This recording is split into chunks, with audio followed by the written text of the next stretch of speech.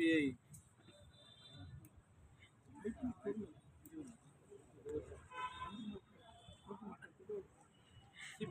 పట్టణ కార్యదర్శి కొట్ట గోపి గారు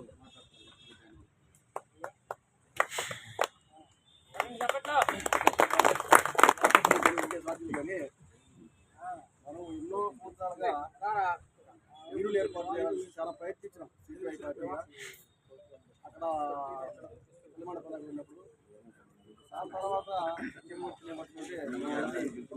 నీళ్ళు ఏర్పడిన మొబైల్ చెప్పాడు.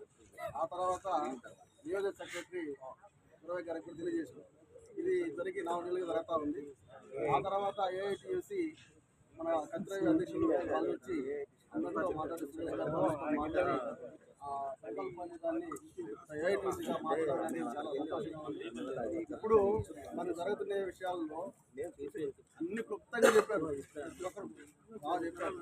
వాళ్ళు తెలియదు ఒకటి ఏంటంటే ఇతర రాష్ట్రాల నుంచి వస్తారు కొంతమంది కూలీలు.